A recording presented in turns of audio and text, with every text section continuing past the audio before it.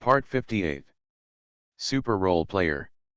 Author, Yuan-san Buletinji. Chapter 609.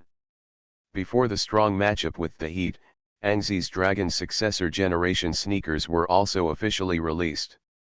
On the day of sale, this sneaker became popular all over the world. There are very large shops here in the United States. They are sold in Adidas stores in major cities, but they are all a dozen pairs. After a few minutes, they are all sold out. There are relatively few domestic stores, only Adidas franchise stores in big cities are available for sale, so after only tens of thousands of the first batch of sneakers were robbed, 1 or 2 pairs of genuine sneakers appeared on the internet. The price was raised, and the most expensive pair even fetched tens of thousands of yuan. Of course, there are all kinds of knockoff sneakers, which look exactly the same as genuine sneakers. The only difference is the cutting-edge technology inside. The price is not expensive, obviously this is the copycat culture with Chinese characteristics. In this regard, Angzi is also helpless and can only ask Adidas to continue to distribute goods globally as soon as possible, and strive to minimize the impact of copycats. And on the day of the match against the Heat, the staff of Angzi Sports also sent a pair of new color-matching dragons. This pair of new color-matching shoes, the main color is pure white, supplemented by a little red, and the toe is also embellished. Some small golden stars. From this look, I know that they are color-matching specially made for China. This color scheme is good. Is it on sale in China? Angzi looked up at Matt Powell, the operations director of Angzi Sports. Matt Powell said, "Of course, with this bright red and golden color scheme, we are going to make every effort to distribute goods in China, and I believe it will sell well." Angzi nodded happily, and the Dragon's descendant generation began to sell, and the sneaker market was booming, which meant that his sneaker brand was on the right track and began to make money. For Angzi Sports, Angzi also has its own set of plans. His idea is that Angzi Sports will not expand and develop too much in the initial stage. He will use Adidas resources to research new sneakers and new technologies, and at the same time use Adidas processing plants and franchise stores, production and sale of sneakers. After his own sneakers are fully on track, Angzi will let people try to sign a few star players and expand their development. Bringing this pair of new color-matched dragons, Angzi walked slowly to the dressing room. Then, after changing into sneakers and training clothes in the locker room, Angzi pushed out the door and walked a distance with his teammates, and the passage in front of him became empty. Going further, it is the scene of the game. The scene is already hot. When Angzi rushed out of the players' passage, the Wachovia arena burst into the highest cheers and screams of the audience. There were more than 20,000 fans, most of whom were wearing Angzi number 7 jerseys and waving their hands. And when the Heat's new Big Three appeared on the sidelines, especially when the fans saw Luer Deng, who was ranting before the game, there was a huge boo on the scene, completely swept toward Luer Deng. The 76ers owner Josh Harris also appeared on the sidelines. He sat in the box in the middle of the arena with the Heat owner Mitch Allison from afar. After the two had an enthusiastic exchange, the game began. This game, the 76ers are under a lot of pressure. Tencent Sports has bought out all the domestic network broadcasting rights of the NBA. This season, they will broadcast almost every game, but only strong players like the 76ers and the Heat. They will invite 2 guests, plus the host, and the 3 will explain together. For this game, the 3 commentators sent by Tencent Sports were the host Lu Jiachao and the commentators Yang Yi and Wang Meng. Before the game started, Yang Yi said this. Wang Meng then asked why, and Yang Yi slowly explained, the 76ers had played a 4-game winning streak before, but the Heat also won a 4-game winning streak. This game is related to the ownership of the Eastern Conference number 1. And let's not talk about it. If the 76ers lose, what does it mean? This means that the 76ers are actually not that strong. Looking at the 76ers opponents in the first 4 games, except for a Spurs that is a strong team. For the remaining 3 teams, only the Knicks are a playoff-level team, the Bucks and the Pacers who lost Paul George, and the 2 lottery teams. Obviously, the Sixers' 4-game winning streak is not enough. At least compared to the Heat that won the Wizards, Raptors, and Rockets 3 playoff teams, the Sixers' 4-game winning streak is not as good. Yang Yi issued a high-level theory, and at the same time, the game began. In this game, Ang Zi's opponent was naturally Dwayne Wade, and the two came together. At the beginning of the game, there was a little spark. The 76ers opened the game first and gave the ball to Ang Zi, who then faced Wade's defense. Wade opened his arms and directly blocked Ang Zi. Facing Ang Zi, the scoring madman who currently ranks first in the scoring list, Wade is still a little nervous. He doesn't know what Ang Zi will do in the next attack. He can only make some possible guesses and always pay attention to Ang Zi's action. Soon, Ang Zi slowly moved from inside the three-point line to outside the three-point line, leaving plenty of room for himself. Wade also followed. He posted Ang Zi very tightly, and signaled that Luol Deng behind him was ready to double-team at any time. Just after the game started, Wade felt the defensive pressure Ang Zi put on him. He felt that he could not cope with it alone. Come to Ang Zi's singles offensive. Soon, Ang Zi suddenly accelerated. Seeing Luol Deng rushing to prepare for double-teaming, Ang Zi followed by an emergency stop, moving one step horizontally, and did not enter the inside. He pulled up the basketball directly, which was an outside three-pointer. A series of actions went smoothly, and Dwayne Wade hadn't kept up yet, and Luol Deng had no time to rush over to make up for the double defense, and Ang Zi had already shot. Huh! The crisp sound of wiping the net sounded. 3 points. Come in. Ang Zi clenched his fists and greeted the cheers of the 76ers fans on the sidelines. At the beginning of the game, Ang Zi scored a three-pointer and showed off his offensive firepower and fiery touch at the beginning. Then, the Heat's offense. This was their first offense in this game. Mario Chamos took the ball to the front court, and then saw that Chris Bosh was in a better position on the inside, so he passed the ball in.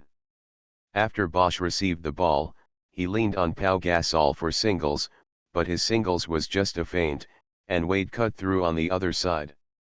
Bosh then passed the ball to Wade. After receiving the ball, Wade rushed a few steps before holding the basketball for a layup. At this time, it was Ang Zi again. He followed, pestered Wade, and completely interfered with Wade's empty cut layup. The basketball bounced out of the hoop. Ang Zi used his long arms to cover Wade and took off the rebound from Wade's head. After Ang Zi grabbed the rebound, he moved towards the front court. Wade could only accelerate the delay of Ang Zi's fast break, but when Ang Zi rushed beyond the front three-point line, after a sudden change of direction and acceleration, Wade was passed by Ang Zi in one step. As a result, Mario Chamos, who returned to the defense on the other side, had to push towards Ang Zi.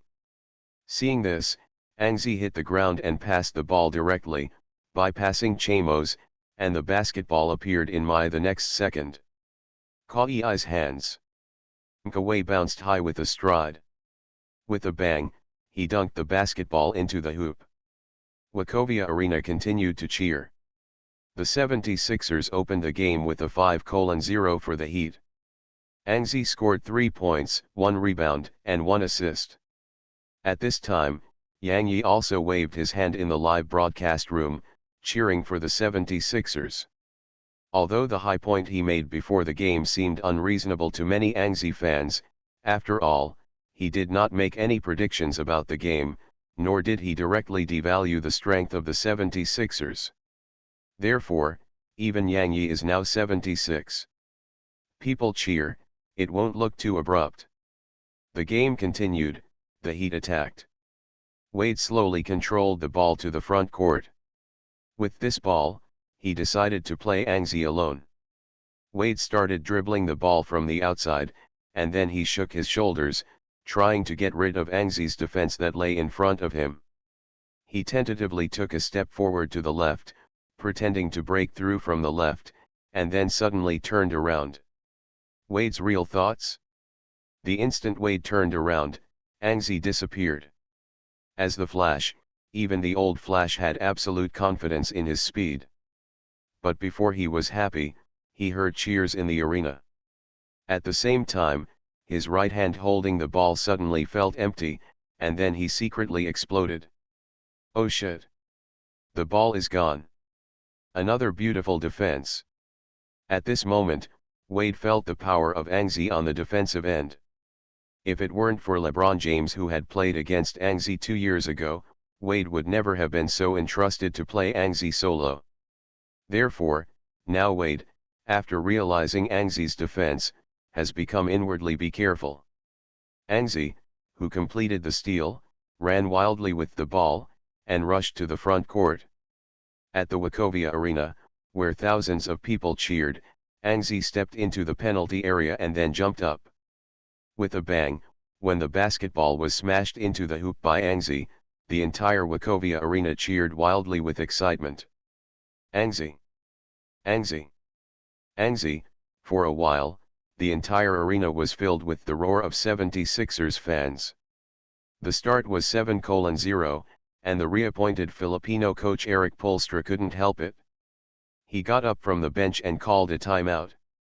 After the timeout, the Heat's offense was very careful, and they also got some opportunities. First, Mario Chalmers scored a three-pointer from the outside, but then, the 76ers also made a three-pointer by Jack Lauder. Next, the Heat made another three-pointer, this time it was Chris Bosh. The 76ers got 2 points from Gaway's layup. Then Wade's forced breakthrough layup was pressed down by Angzi, and the counter-attack fast break layup scored 2 more points. Within 5 minutes of the opening, the 76ers played the Heat with a 14-6 wave.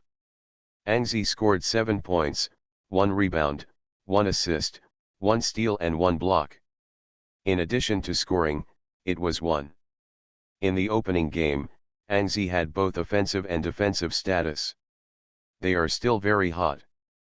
The strong outbreak of the 76ers also made many domestic fans excited.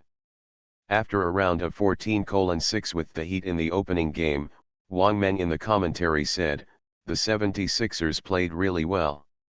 They scored consecutively at the opening and kept defending the Heat's offense. It seems that the Heat have also won 4 consecutive victories. Not an opponent of the 76ers." A fan named Jeon Jong-Yulin posted on the Hyupa forum, "The 76ers are simply a test stone for the strong team. They beat the Knicks by a big score before, but they are now vulnerable to the Heat. The so-called Eastern Power is nothing but in this way."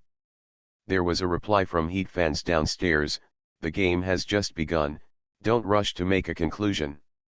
Therefore, Jeon Jong-Yulin stopped replying and continued to watch the game instead. The game continued, the Heat's offense improved, but Wade, an important scoring point, was directly misfired under Angzi's strong defense. The game played until the end of the first quarter. The 76ers led the Heat by 8 points in the first quarter with 26-18. In the next second quarter, the two teams replaced the bench, and Angzi, who played the first quarter, also left the field to rest, but the Heat, led by Wade, launched a counter-attack. Their defensive strength has also been abruptly strengthened, and the offensive end is getting faster and faster. Under the guidance of Pat Riley, Eric Polstra has made successive substitutions and found the best set of points-chasing team. In the end, halfway through the second quarter, the points difference was evened. Seeing this, Brett Brown decisively called a timeout. During the suspension, the domestic forums were quarreling again. The Heat counterattacked in the second quarter and directly equalized the difference. The post by Jeon Jong-Yulin seemed a bit out of date. In the 4 years of the Heat's Big Three, although they failed to win even one championship, they still left enough Chinese fans for the Heat. At this time, they stood together and continued to build Jong-Yulin's posts. Next time post-whip the corpse. Jeonjong appeared again, and he still insisted on the argument that the Heat are vulnerable. The reason why the Heat evened the score is obviously because Angzi did not play. Now Angzi is on. Let's take a look at the next score. Maybe the vulnerable Heat is coming back. As a result, everyone waited for the end of the timeout, and waited for the 76ers to come up with any adjustments. Soon, the suspension ended and the 76ers announced a substitution. Lewis Williams came to the point guard, Angzi played the second position, and the third position was Jack Lauder. Channing Frye and Lawrence Knoll were inside. Brett Brown directly took out this, and it worked well in the previous few games. There is no doubt that the goal of the lineup is to re-enlarge the points difference before halftime. The Heat also made substitutions. Ruel Deng and Chris Bosh reappeared. Norris Cole and James Ennis were on the outside line. The center was Sean Williams with a certain three-point ability. Wade was defeated. After the change, Eric Poelstra believes that with Ruel Deng and Bosh present, the Heat will not be defeated so easily. But it was clear that Eric Poelstra was about to find out that he was completely wrong. The lineup that the 76ers put out at this time is completely the strongest lineup of the 76ers. Super Role Player. Author, Yuen San Buletinji. Chapter 610. For half of the quarter, the 76ers are a semi-main team, and the Heat are also a semi-main team. Although outsiders feel nothing, Angzi knows that the decisive battle has been staged ahead of schedule. The goal of the 76ers is to expand the point difference. The Heat's goal is slightly smaller, they just want to maintain the current score situation. The score of the two teams was 42-42 and the 76ers had the ball. The basketball was given to Angzi at the beginning. There is no doubt about it. The biggest question now is what kind of method Angzi will use to end this offense, and whether the rookie James Ennis who defends Angzi can prevent it. Angzi. Everything is unknown. Angzi held the ball one step away from the three-point line and assumed a three-threat pose. Then, taking a step forward, James Ennis immediately took a half step backward, and his natural shortcomings of inexperience appeared. Angzi immediately withdrew the probing step, went directly outside and made a three-point shot. Swish. A three-pointer. At 45-42, the 76ers immediately gained a three-point lead. Then, the Heat's offense missed under Angzi's interference. Insider Lawrence Knoll grabbed a rebound, but then the 76ers didn't make a quick break. Angzi passed Jack Lauder, and Jack Lauder rushed for a layup. The result did not go in. The Heat grabbed the rebound and in turn hit the 76ers. Norris Cole rushed to the front court and shot a three-pointer. With a scream, the audience exclaimed, and the score was evened again. Eric Poelstra clapped his hands with satisfaction, and for the next few balls, Eric Poelstra was more satisfied. The 76ers missed the offense again, and the Heat hit another counterattack. This time they played a fast break tactic to break through the inside. The ball was still Norris Cole. He stepped up and rushed into the inside. The opportunity to return to the defense is in place, and you get a layup directly. In this way, the Heat's bench was boiling, and the Heat relied on this counterattack to score a goal and surpass the score.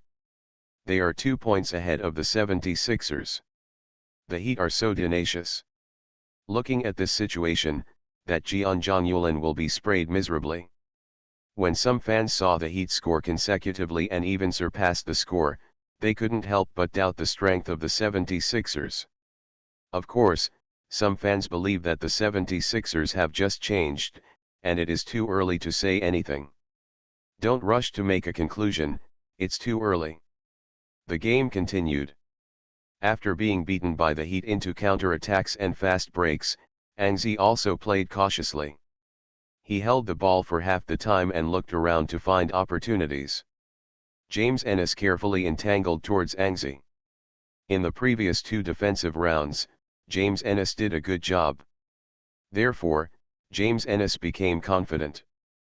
Sometimes it is a good thing to be confident, but sometimes it is confident. It will get bad. An 11 accelerated with the ball, and directly wanted to pass Enes. Enes could hardly stop Angzi's strong breakthrough, so he called for the help of his teammates, and Ruel Deng came over from the other side, trying to double-team Angzi with Enes.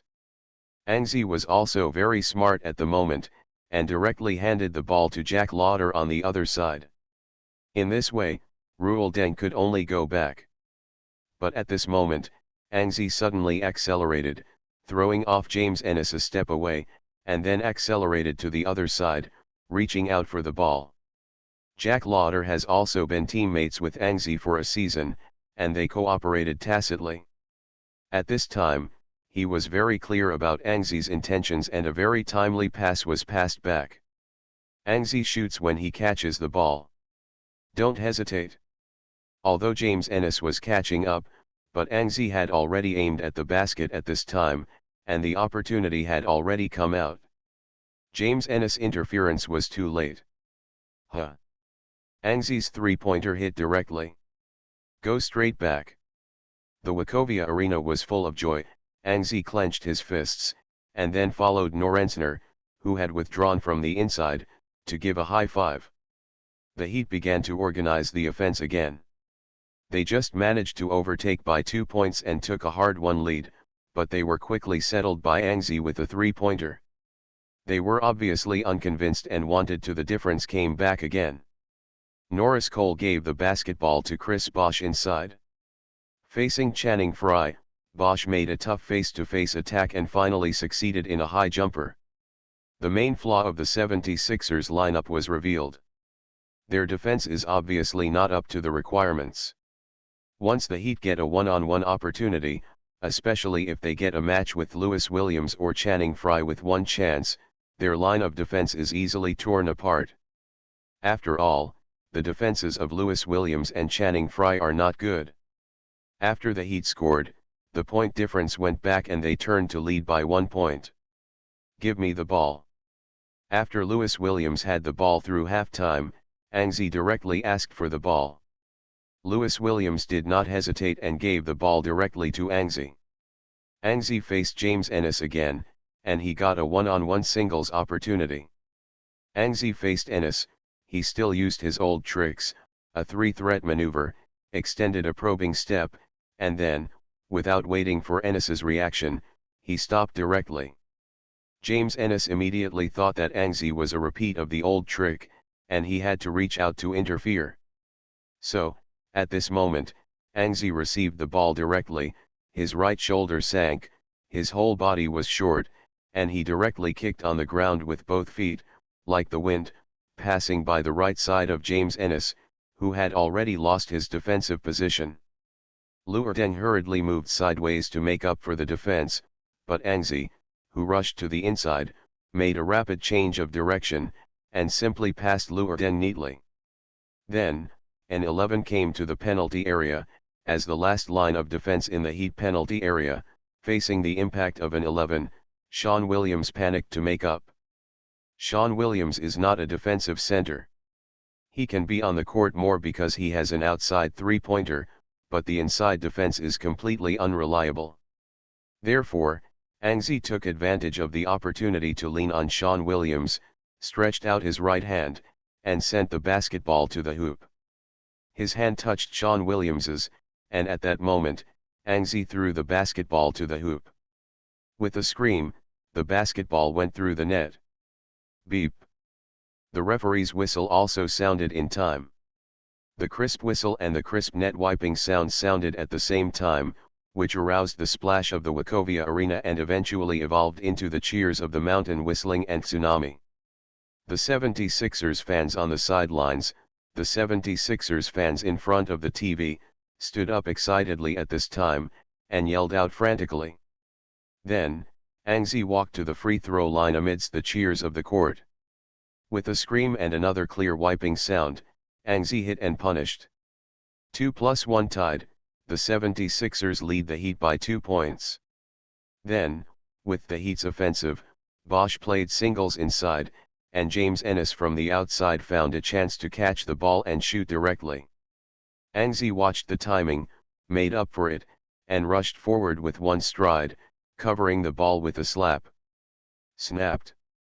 The crisp and loud blocking sound blasted from James Ennis' ears, and his shot was taken off by Anzi.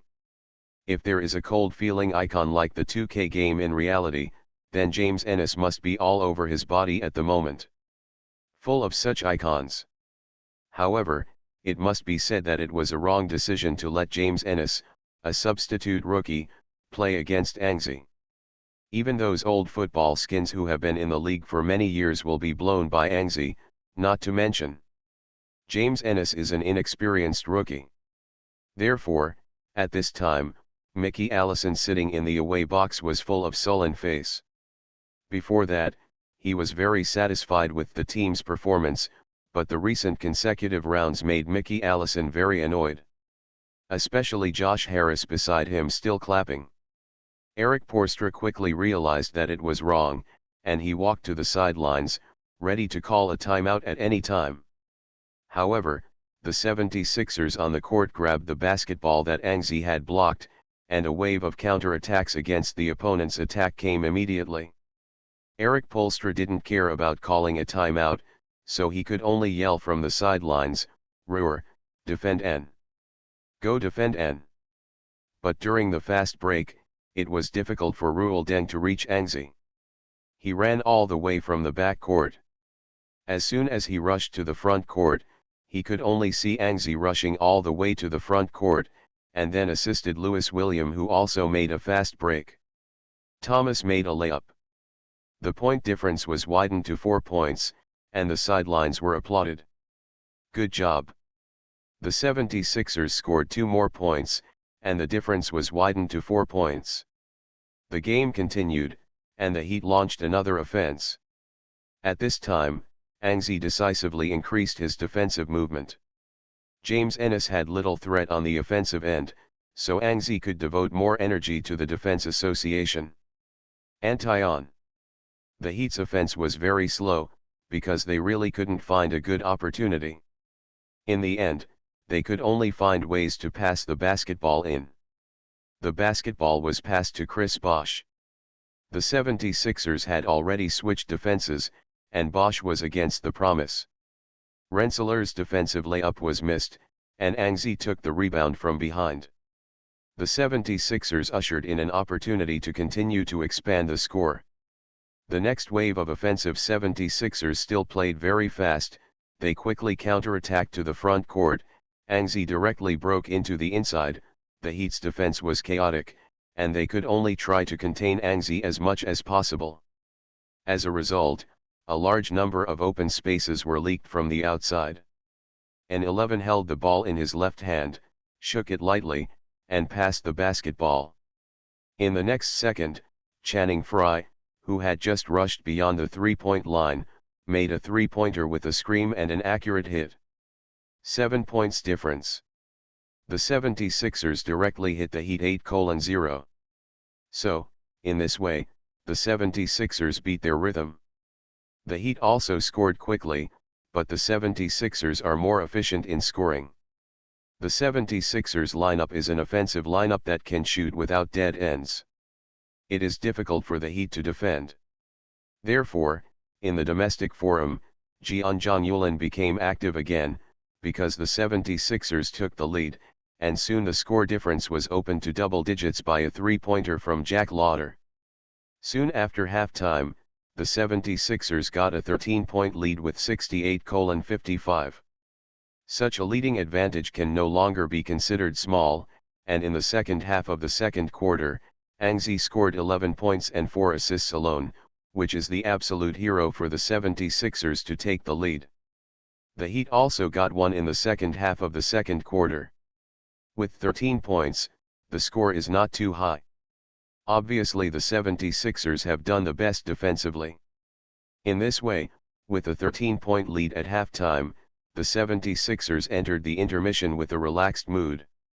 During the intermission, Brett Brown made more arrangements. A 13-point lead at halftime was obviously not satisfactory to him. Coach Brown wanted to see the 76ers take the lead. The end of the three quarters, "This is what we will do next." Brett Brown put three fingers, and then continued. Before the game, everyone thought that the Heat, who had also won 4 consecutive victories, was a close opponent to ours. Now, I hope you can prove that the Heat are not at the same level as the 76ers at all. There was a concerted shout in the home team's locker room, and then the door was pushed open, and the second half of the game was about to begin. In the second half, the 76ers still put out a semi-main lineup: point guard Sean Livingston, shooting guard Anzi, small forward Evan Turner, power forward Paul Gasol, and center Nolan's Noel. The Heat is the main force, the new big three are all present. The game just started again. Anzi is fully committed to guarding Wade. He knows that although the Heat's big three have performed well in 4 games this season, the core of the Heat is still Wade. Especially in terms of organization, Ruel Deng can only be regarded as a chaotic master. Bosh is only an end point, and the Heat really need Wade's offensive organization. Now, Anzi's full effort to cut off Wade to organize an offense is equivalent to cut off the Heat's offense. The first goal of the third quarter, the Heat's offense, Wade broke through with the ball, and was soon defended by an 11. Then he passed the ball to Bosh. Bosh missed a defensive shot against Gasol. Insider Nolan's Noel grabbed the rebound. But then, the 76ers also missed the shot. Anzi broke the ball, Evan Turner missed a three-pointer, and the Heat grabbed a rebound. Then the Heat missed the offense. Anzi's defense against Wade was too good, and he didn't give Wade even the slightest chance. Subsequently, Anzi continued to score points. This time it was Sean Livingston who received the ball, but his three-pointer still missed. So, after 2 or 3 rounds, the two teams kept fighting. Brett Brown frowned, and he found the problem. The 76ers on the field also discovered the problem. They started attacking the inside. But the effect is mediocre. In this way, after playing for more than 4 minutes, the 76ers only extended the original lead of 13 points to 15 points. Brett Brown discovered the problem. He called a timeout and replaced the team's outside three-pointers. With this change, the 76ers offense is alive again. The main thing is that Anzi is alive, and the many three-point shooters on the outside allow him to play singles and breakthroughs like a duck, creating threats. It seems that this lineup that can shoot three-pointers at other positions except center and Anzi is very strong. Brett Brown couldn't help but think that the characteristics of this lineup are fast offensive and defensive speed, and good outside shots. Brett Brown thinks that maybe sometimes this lineup can be used more to open up the situation at critical moments. At this time, Charles Barkley in the commentary had already discovered the strength and characteristics of this lineup, and even named this special lineup for the 76ers. The offensive and defensive speed is fast, the outside shots are many, and they often kill the game. I think he can be called a whirlwind of death. How about it? You are listening to Novels at Bless Up channel. Wish you happiness and luck. How do you feel about this novel? Please like and leave a comment. Super Role Player. Author, Yuen San Buletinji. Chapter 611. At the end of the 3 quarters, the 76ers led the Heat by 20 points. John Yulin's post got more replies, because he was right. The Heat are indeed not the 76ers' opponent. In front of the 76ers, the Heat are indeed vulnerable. In the 4th quarter, the Heat continued to resist stubbornly, and the 76ers did their best. Soon, with more than 7 minutes left in the game, the victory was locked. They still maintained a 22-point lead, and the Heat finally chose to abandon the game. As a result, the 76ers and the Heat's strong showdown ended in an anticlimactic way. No one thought that the same strong performance at the beginning of the game, the same 4-game winning streak, the Heat will be so much worse than the 76ers, Anzi 3 punches and 2 kicks, the Heat will be dry to the ground. In the end, the 76ers won the game with a 19-point advantage. In the game, Anzi scored 30 points, plus 6 rebounds, 10 assists, 3 steals, and 2 blocks, leading the team to defeat the Heat. In this game, Anzi's offensive end continued the excellent state of the previous games, and the defensive end was even better. He played well and completely defended Dwayne Wade. After the game, Zach Lovey personally admitted on his social networking site that he made a wrong prediction in his preseason prediction. Obviously, from this direct matchup, the Heat are not an opponent of the 76ers at all, just an Anzi, it cannot be blocked by the Heat. In the preseason forecast, I put the Heat in the second place in the East, and the 76ers the man is the third in the East. Now, I have to overturn this prediction. I think that after this victory and the previous 4 victories, the 76ers should be the number 1 in the East. Charles Barkley, however, ridiculed Zach Lowe's voluntarily admitting wrongdoing. Zach Lowe's behavior is funny, because the 76ers do not need his approval at all in any case. 5 The 76ers with a winning streak have always been the number 1 team in the East. Kenny Smith also echoed, whether it's a 5-game winning streak, Anzi's personal performance, and the performance of the 76ers team, the 76ers are the first in the Eastern Conference, or even the league. As a result, Zach Lovey was boring, and the 76ers didn't care about Zach Lovey's preseason prediction and subsequent confession. After defeating the Heat, they continued to maintain their winning streak at the beginning of the season. On November 7, 2014, the 76ers continued to play at home. In this game, they faced the Orlando Magic. The Magic cleaned up some of the veterans in the team this season. They sent Aaron Aflalo back to the Nuggets, and then waived the team's meritorious veteran Jamal Nelson, and then passed the draft to get Elfrid Payton. Aaron Gordon and Roy Marble failed to compete with the 76ers' Channing Frye, but this failure was once considered lucky for the Magic. Of course, after 5 games in the new season, not many people will mention this, because Channing Frye is becoming an important part of the 76ers' tactics. Obviously, the 76ers' 4-year $32 million contract is given. It can't be regarded as a loss. Obviously, however, the Magic's operations in the new season are still developing towards youth, so they still don't have much hope for the playoffs this season. Faced with this lottery team, the 76ers won easily. The 76ers led by 5 points in the first quarter. At the end of the half, the point difference was extended to double digits. In the third quarter, Brett Brown sent a death tornado lineup to expand the point difference to more than 20 points in one fell swoop, and another 3 quarters clocked out appeared. Thus, after the 48 minutes of the game, the 76ers ushered in a 6-game winning streak. It is worth mentioning that the Heat lost the last game to the 76ers to end the winning streak. This game was lost again. They lost to the Jazz of the West, ushering in a wave of 2 consecutive losses.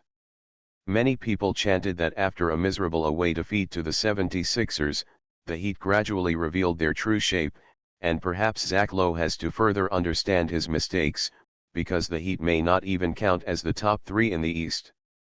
Then, on November 9, the 76ers went to Toronto's away game to challenge the Raptors. As the only team outside the United States in the league today, the Raptors made unexpected progress after sending Rudy Gay away last year. They rushed out of the lottery zone and entered the playoffs. This season, their performance is still outstanding. DeMar DeRozan and Kyle Lowry's progress has allowed them to have a good offensive and defensive backcourt double shot, plus the progress of the inside line Jonas Valanciunas. The Raptors opened the game with an excellent record of 5 wins and 1 loss, ranking second only to the Sixers in the Eastern Conference. Faced with such an opponent whose strength cannot be underestimated, the 76ers also played very hard. In the first quarter, the two teams tied at 27-27, and then in the second quarter, Brett Brown, who was eager to ensure victory, came up with a death tornado lineup. The effect is indeed there. Under Angzi's leadership, the 76ers locked an 8-point lead in the half quarter, and then before the end of the half, the 76ers extended the lead to double digits. But soon, in the second half, after the 76ers changed to another main lineup, the Raptors relied on the burst of double guns in the backcourt to beat back the first half in one fell swoop. DeMar DeRozan made continuous breakthroughs and caused damage, but with Angzi's suppression, DeRozan's momentum has not been able to get up.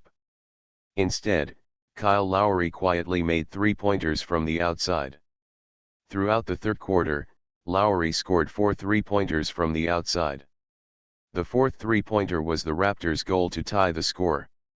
At the end of the three quarters, the two teams tied, and this game became the toughest game the 76ers have played since the start of the game.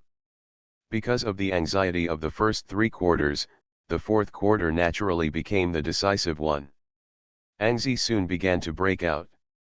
Angzi played very easily in the regular season because he could not consider a two-game victory, but faced with the temptation of 7 consecutive victories, Angzi did not want to give up the victory in this game, so, after a long time without full strength, he did his best in the fourth quarter. With the first goal at the opening of the fourth quarter, Angzi came in for a singles. After a step-back jumper, he easily scored 2 points. For the second goal, Angzi continued to play singles. The Raptors' weak wings were quickly exposed in front of Angzi. He again defended with a back-turned jumper and scored another 2 points. Then, Angzi made consecutive hits on the offensive end and kept playing singles. The Raptors lacked excellent flanking defensive players and were soon destroyed by Angzi alone. After more than 6 minutes in the fourth quarter, Angzi scored 17 points in a row, helping the 76ers get a 10-point lead in one fell swoop. With more than 5 minutes left in the game, the Raptors were still reluctant to give up the game, so, they kept the main lineup present, and Angzi continued to play. With more than 5 minutes remaining, Angzi scored 11 points and 28 points in the fourth quarter, completely dominating the game. In the end, the 76ers won the away game by 13 points. Angzi scored 49 points in the game, helping the 76ers to achieve a 7-game winning streak. Then, on November 13, the 76ers won the Mavericks away, winning 8 straight. On November 14, they faced the Rockets back-to-back. After rotating some of the main players, Angzi continued to show off, before the end of the game, and won another victory, a wave of 9 consecutive victories, and continued to rank first in the East. On November 17, the 76ers faced the Spurs again. It was another difficult four-quarter match. Angzi scored 10 points in the last 3 minutes. It was another magical play that helped the 76ers win the game and the winning streak reached 10 games. On November 19, the 76ers repaired for 2 days. After returning to the home court, they ran into the Celtics. In this game, the 76ers did not give the Celtics any chance. They kept a lead of more than 10 points, and finally won the 11th victory of the season with a lead of 108-90 and 18 points. After a long winning streak, the 76ers naturally slack off. The old father-in-law Jeff Hornacek brought the Phoenix Suns to the door to challenge. The 76ers almost lost the game. Angzi paddled in the first 3 quarters. By the fourth quarter, they were behind the Suns by 10 points. At the last moment, Angzi it's serious. It didn't give Lao Jean grand face at all in a wave of 15-2 in the fourth quarter. Angzi scored 11 points and solved the Sun. The 12-game winning streak is here. This season, Jeff Hornacek's life is not easy. The Suns' general manager Ryan McDonald seems to be fascinated by point guard players. In the off-season, he signed Isaiah Thomas and also played with Eric Bly. Deso completed the contract extension, plus Goran Dragic, 3-star point guards, which caused serious problems in Jeff Hornacek's formation. However, Lao Zangaran's tactical adjustment ability is very strong. 12 games before the start, the Suns still achieved a good record of 7 wins and 5 losses. This game lost to the 76ers, and the overall record was only 7 wins and 6 losses. Is still above the 50% win rate. Therefore, Jeff Hornacek's position is still solid. After winning this game, the 76ers winning streak is still not over. On November 22, they challenged the Knicks in an away game in New York. Anzi scored a quasi-triple-double of 29 points, 8 rebounds and 11 assists to help the team. He won the game 91-83 and won 13 consecutive victories. Then, the 76ers returned to the home court, back-to-back to usher in the Blazers' challenge. This game was more difficult. Because it was a back-to-back game, the Blazers also have a strong lineup. Their starting five is perfect: starting point guard Damian Lillard and shooting guard Wesley Matthews, small forward Nicholas Batum, power forward LaMarcus Aldridge and center Robin Lopez have played 13 games this season and have also achieved an excellent record of 10 wins and 3 losses. In this game, facing a back-to-back 76ers, the Blazers have a lot of advantage in physical fitness. After the game began, the 76ers also encountered a situation where they fell behind in the opening game. They were beaten 7-0 by the Trail Blazers at the beginning. Then, at the end of the first quarter, they fell behind the Trail Blazers by as much as 9 points. After 14 points at halftime, the 76ers came out of the Death Tornado lineup in the second half. Anzi began to fully attack the Blazers' slow inside line. After all sorts of chaos, the 76ers fell behind by 14 points after the end of the third quarter. All came back. Then, the decisive battle in the fourth quarter. After the first few minutes of entanglement, the two teams soon separated the gap. Anzi's steady and continuous output quickly helped the 76ers take the lead. In the end, the 76ers won by 4 points at home and 14 straight victories. After a 4-day break in Philadelphia, the well-reserved 76ers defeated the Brooklyn Nets, which had fallen further this season, at home. A wave of 15-game winning streak made the nation exclaim. The Sixers' state is really good. If the Sixers continue to win like this, maybe they will end November with a record of victory. Obviously, the end of November is not impossible for the 76ers. There are only 2 games left before the end of November. One of the opponents is the Mavericks that the 76ers have defeated before. This time it was still at home, and the 76ers had a rest for 2 days. After regaining their energy, the game began. Anzi broke out in the first quarter. Anzi found that he is now very interested in various winning streaks and statistics. For the record of the first month's victory, Anzi must win, because he has already won the record of this victory. He became interested, and he also wanted to see if the team's record would be calculated by the system. In the first quarter, Anzi scored 16 points and the 76ers led the Mavericks by 8 points. In the second quarter, Anzi scored 11 points, and the 76ers took a 19-point lead at halftime. Then, in the third quarter, Anzi scored another 14 points. The 76ers ended the game in the third quarter and took down their 16th consecutive victory since the start of the game. Finally, in the last game in November, the 76ers' opponent was the Western underdog Timberwolves. A victory naturally leaves no doubt. So, at the end of November, the 76ers won the start of the game with a record of 17 consecutive victories and 17 consecutive victories. Strictly speaking, it did not break the league's single-month winning streak, because the 76ers had 2 games that took place in October, but the 17-game winning streak at the start of the game broke the 15-game winning streak set by the Houston Rockets. In short, it broke a team record. But after breaking this record, Anzi found that the system did not recognize this record and did not give any honor pool rewards. Obviously, the team's record is not counted. However, the 76ers' 17-game winning streak still achieved some impact that satisfied Anzi. Because of the 76ers' 17-game winning streak, the United States and the world have a new understanding of the 76ers' strength. The 76ers, who have won a streak, are obviously the #1 championship favorite this season. The 76ers, with 17 consecutive victories, like a terrifying red and blue dragon, swept the entire alliance. In 17 games, Anzi, who averaged 32.6 points, 4.2 rebounds, 10.6 assists, 3.2 steals and 1.7 blocks per game, has become a super player unanimously praised by everyone.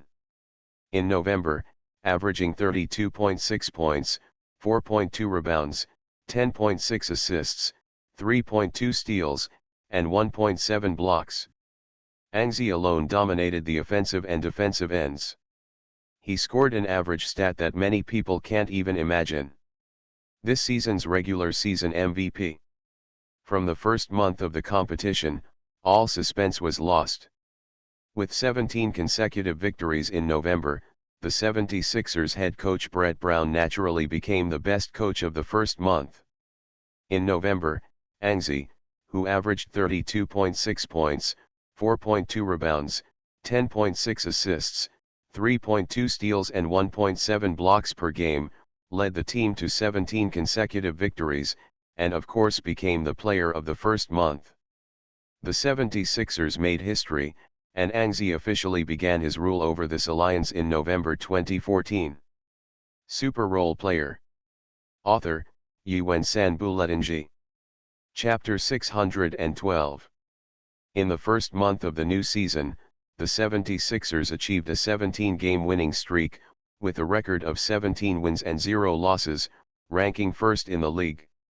Starting in December, after the announcement of the best players and best coaches of November, the league officials also announced at the same time that the new season's All-Star voting has begun. Fans can vote for their favorite stars through social networking sites. Anzi, who was the league's top voter last season, is sitting firmly on the Diaotai this season and has no intention of canvassing votes at all, because he knows very well that with his current status and popularity, even if he does not canvass for votes, he will enter the Eastern Conference starting 5. There is no problem. Last season, Anzi's winning of the top vote was still questioned a lot, but then he responded to these questions one by one with his own performance. This season, there is no need for Anzi to respond again. He is the no of current stars in this league. Point 1. But Anzi still got votes for his teammates on several of his social networking sites.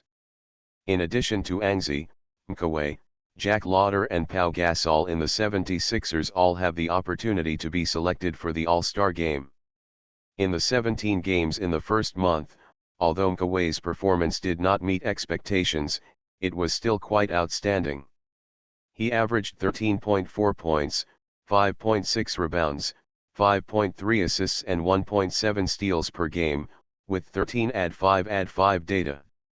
Comparing Mkawhi's data last season, it is obviously a step backward, but with such a data, placed in the East, there is still a chance to compete for the end of the All-Star position. Jack Lauder has made significant progress this season. He has become a surprise for the 76ers. He averaged 15.9 points per game and became the third scorer in the 76ers. He averaged 2.6 three-pointers per game. Jack Lauder is even more so. This season has become one of the 76ers' important three-pointers on the outside. In November, Pau Gasol averaged 19.1 points, plus 10.4 rebounds, 3.2 assists, and 1.8 blocks. Not surprisingly, Pau Gasol, who played 19 +10 +3 data and had the European market behind him, was in the East. It should be no problem to enter the All-Star game. However, the moment the All-Star vote opens, the competition begins. In the East, the first to canvass for their own stars is the big-name New York Knicks fans. Spike Lee personally came forward to canvass for Carmelo Anthony of the Knicks. Then, Russian tycoon Prokhorov began to canvass for several old giants in the Nets. Soon, the highlight came. The Cleveland Cavaliers are also beginning to exert their strength. First of all, the Cavaliers' official way posted a canvassing post. Then, LeBron James began to mobilize his contacts to canvass for the other two stars of the team, Kelly Irving and Kevin Love. Boxing champion Floyd Mayweather, R&B singer Jay-Z, etc. all helped Kelly Irving and Kevin Love win their votes, but many NBA industry insiders regard the Cavaliers' canvassing offensive as a kind of joke. Because the Cavaliers with the Big Three did not perform well after playing in November, and only achieved a record of 8 wins and 7 losses, and barely ranked among the top 8 in the East. This Cavaliers exposed too many problems: the lack of perimeter defense. The outside three-point scoring points are too few and not stable enough, the outside possession points are too many, and of course the integration of Kelly Irving and LeBron James, etc. A series of problems have led to the Cavaliers' poor first-month record. The Big Three also have a tendency to become a joke. LeBron James has ordered the team's general manager David Griffin to seek a trade. Obviously, if the Cavaliers don't make changes, it will be difficult for them to compare with the 76ers, who have won 17 consecutive victories. The All-Star vote opens, and the 76ers game in December will soon begin. The first opponent of the 76ers in December is the San Antonio Spurs, but the difference is that this time the 76ers are playing at home. Because the first month 17-game winning streak has been achieved, Anzi did not receive any rewards, but the best of November gave Anzi a glory pool reward, which made his number of glory pools reach more than 3 and almost 4. Anzi temporarily these glory pools weren't needed yet, so watching the glory pools slowly accumulate, there was nothing to worry about. Anyway, it's not available for the time being, and it doesn't matter how slow it accumulates. In the first game in December, although the opponent was the Spurs, Anzi paid little attention to this game. If he loses, it is not unacceptable. At the beginning of the game, Anzi still did his best to fight, but in this game, the 76ers were obviously not so good. Even in Anzi, there was a phenomenon of continuous iron strikes, so that at the end of the first quarter, the 76ers just 6 points behind. This game was mainly caused by the 3 GDP elders who broke out together. Parker scored after various coquettish breakthroughs. Manu Ginobili came off the bench and scored 2 3-pointers. Duncan also did a good job of defense inside.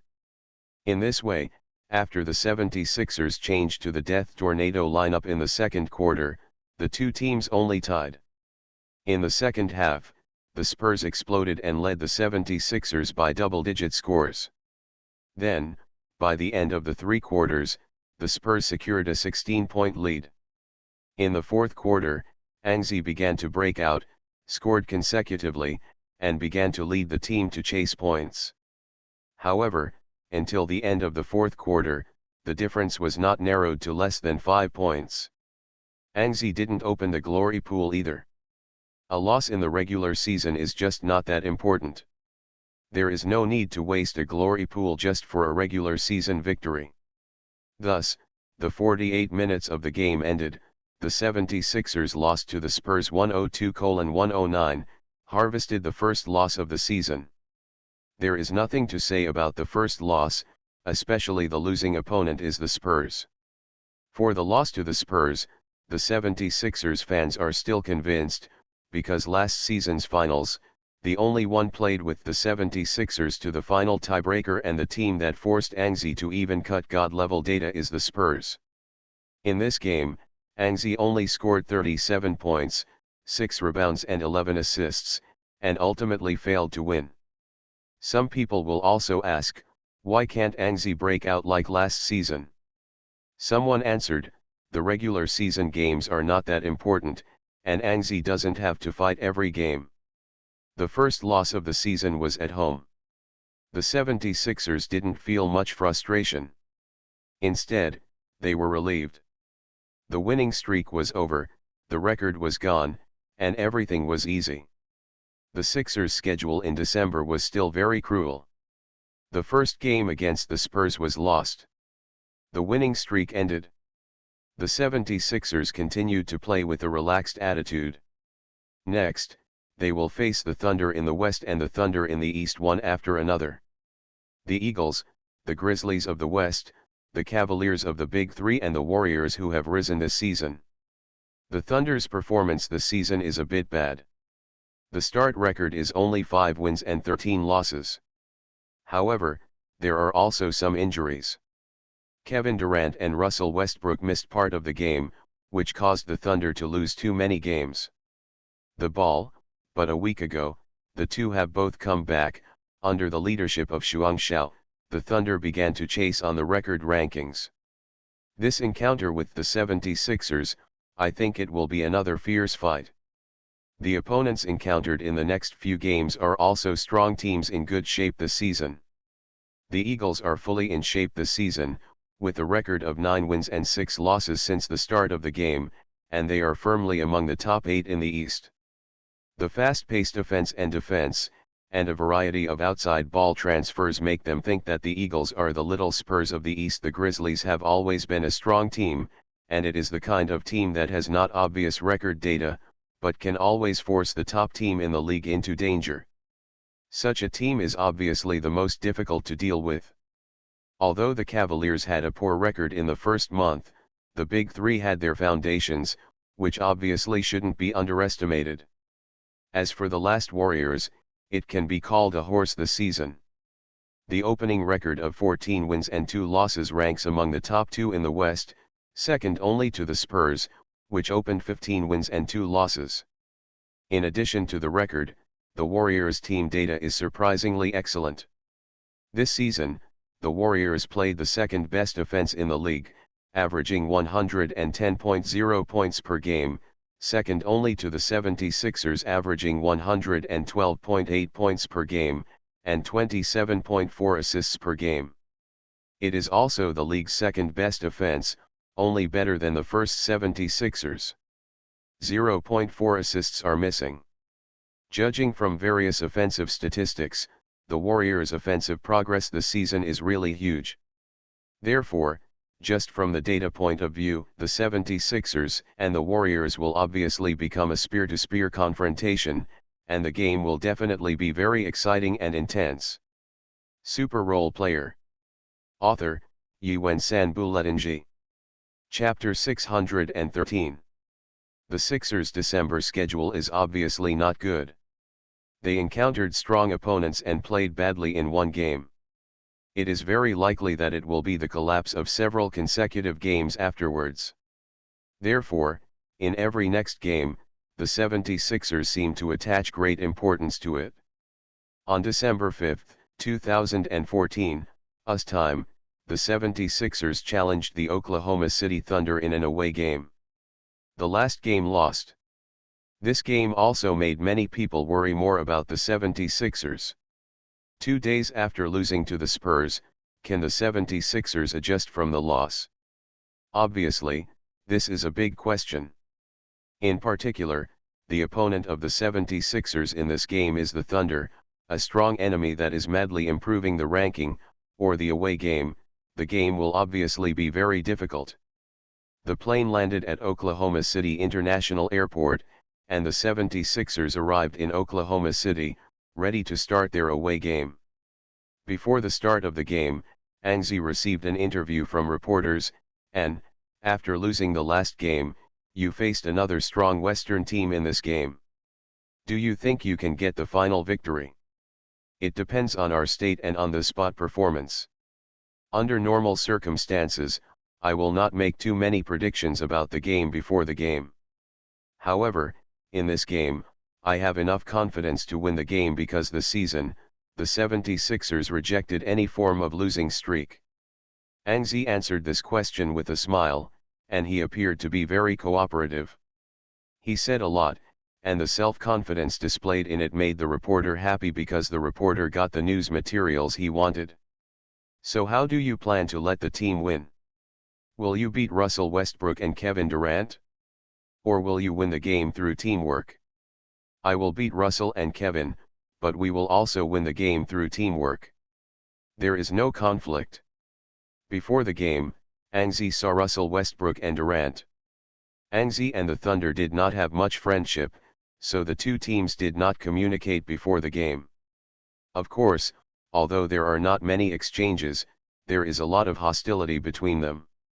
During the Spurs, Anzi was considered a Durant Terminator anyway. The two were dead opponents back then. Anzi always faced Durant and was embarrassed by Durant's defense. Last season, Anzi went far to Philadelphia, and the two games met in the regular season. The matchup between the two was much less. But this season is different. The 76ers are the defending champions and their status is different. Facing the defending champions, no matter which team they are, they will always be more motivated. Therefore, Durant is brazen, and Russell Westbrook is the same. Before the game began, the two teams began to face each other. Then, when the game began, the Oklahoma City fans on the sidelines began to clamor. Break the Phillies asterisk and kill them. We need victory. Listening to the clamor of these crazy fans, Anzi didn't care, but silently moved his hands and feet in the middle of the field. In this game, as Anzi said before the game, he was aiming for the final victory. The 76ers must win the game. The first two teams' debut, the 76ers have not made any changes to the starting lineup, but it is said that Sam Hinkie is brewing a deal. Except for a few core players who have been perfectly integrated into the team, other players it is possible to be sent away by the transaction. But for the time being, the 76ers will maintain their current lineup, and won't even change their starting lineups. Point guard Nkaway, shooting guard Anzi, small forward Jack Lauder, power forward Pau Gasol, and center Norrens Noel. On the Thunder side, starting point guard Russell Westbrook, shooting guard Andre Robertson, small forward Kevin Durant, power forward Serge Ibaka and center Steven Adams. The Thunder's lineup also has the same problems as the 76ers. The 76ers are a point guard and Nkaway does not have three-point ability, while the Thunder simply means shooting guard Andre Robertson does not have any shooting ability. It's impossible for Robertson to be signed by the Thunder. On the field, the two teams jumped the ball. Steven Adams grabbed the basketball and won the ball for the first offense in the opening game, but just a jump ball victory. The fans of Oklahoma City let out a frantic cheer. Amidst the cheers of the mountain whistling and tsunami, the Thunder's attack also began. Russell Westbrook received the basketball and immediately began to attack the 76ers inside, but an 11 moved a step and directly blocked it. In this game, the 76ers made some adjustments to their defensive position on the outside. Anzi switched to Westbrook. This defensive end shift was obviously to prevent Westbrook from being weak from Nkaway's defense. Point to make a breakthrough. After Nkaway changed defense, all he needed to deal with was Andre Robertson, who had very poor shooting ability. Therefore, such a change of defense is obviously very reasonable. Russell Westbrook's defense against Shang Anzi, he had a strong attack at the beginning. Westbrook's impulsive shortcomings when playing was once again exposed. After being blocked by Anzi, Westbrook remained the same. The unrelenting strong tug Anzi. Therefore, Anzi seized the opportunity, turned sideways, and after letting go of Westbrook, he stretched out his right hand and patted the basketball when he turned around. Oh! No! The Oklahoma City fans on the sidelines immediately exclaimed, and Westbrook also reacted quickly, but at this time, the basketball in his hand had been robbed by Anzi. He could only turn around quickly and rush towards Anzi, hoping to make up for the mistake by returning to defense once. But Anzi's speed was very fast, and the size of fans on the sidelines made him run faster, and quickly rushed to the forefront. He killed the half-court directly, facing the empty basket, came a very light layup and scored 2 points. This was the first point of the game. Anzi helped the 76ers score first through a steal. Obviously, this was an extremely morale-boosting goal. All the teammates on the field ran over and gave Anzi a slap. Anzi also took advantage of this opportunity and shouted to everyone, "Defense! Defend the next ball! Needless to say about Anxi, the 76ers began to constantly move on the defensive end to help defend and defend. This time, Westbrook did not continue to do it recklessly. He passed the basketball to Durant on the other side, mid-range. Durant faced Jack Lauder's single defense with a three-threat pose. After that, he remembered the request of coach Scott Brooks and shook Jack Lauder with a fake move. He rushed into the inside and passed the match. The impact of the inside line gave a more stable scoring opportunity and finally succeeded in a layup. The ball returned to the 76ers, Kawhi held the ball for half the time, and then handed the ball to Pau Gasol, who mentioned the high post. With this ball, an 11 played without the ball, he cut from the other side. After throwing away Andre Robertson for a half step, he immediately opened his hand for the ball. Pau Gasol bypassed the crowd and passed the ball to Anxi accurately. After receiving the basketball, Anxi directly chose to lay up. Steven Adams rushed over to make up for the defense, but an 11 directly resisted Adams. The two faced off in the air and compared their strengths. In the end, an 11 won. He pressed Steven Adams and threw the basketball into the basket, and then got 2 minutes. With the Thunder's offense, the 76ers continued to strengthen their defensive strength. This time, Westbrook rushed to Anxi to no avail, and threw the basketball to Durant. Durant failed in the middle distance. Rensselaer leaped up and drove Steven Adams to grab a rebound. The ball changed hands and soon started a counterattack. An 11 rushed towards the front court and he received the pass again. Holding the ball and rushing to the front court, Anxi did not pause. He directly handed the basketball to his right, took a few steps with his left foot, and then accelerated and rushed forward. Andre Robertson, who barely returned to his back court, was quickly stunned by an 11, but an 11 jumped directly, people in the air. Come back. Got it? Andre Robertson reluctantly adjusted again and jumped up. But he was a step too late, and he couldn't interfere with Anxi at all. The basketball threw a high parabola, and finally got directly into the net flower. In this way, Anxi arranged the 76ers' first 7 points and led the team to a 7-2 climax. The game became smooth as a result. You are listening to Novels at Bless Up channel. Wish you happiness and luck. How do you feel about this novel? Please like and leave a comment. Super Role Player. Author, Yuen San Buletinji. Chapter 614. After all, Scott Brooks is still a low-level coach. Perhaps his greatest strength is to help young players grow, but now the Thunder no longer need him to help young players grow. The Thunder now need an excellent coach to blend in. The combination of Russell Westbrook and Kevin Durant. But obviously, Scott Brooks could not do this, so when the 76ers used Anxi and Jack Lauder to target Durant and Westbrook, and cut off the connection between the two, the Thunder on the court you can only fight on your own. The efficiency of fighting alone is naturally not high, especially when Westbrook meets Anxi, and Durant meets Jack Lauder, who has improved significantly this season. Two outside humanoids block the wall and directly lock the Thunder offensive. Stagnant. In contrast to the 76ers offense, Anxi's singles Andre Robertson is difficult to defend. Even with tactics and various pick-and-roll triangles, the Thunder is difficult to deal with. As a result, in the first quarter of the game, the 76ers thundered their helmets and abandoned their armor. Obviously, Anxi's big words before the game are gradually being fulfilled. The first quarter was quickly over. The 76ers scored 38 points in a single quarter and scored 38-24 in the first quarter, leading the Thunder by 14 points.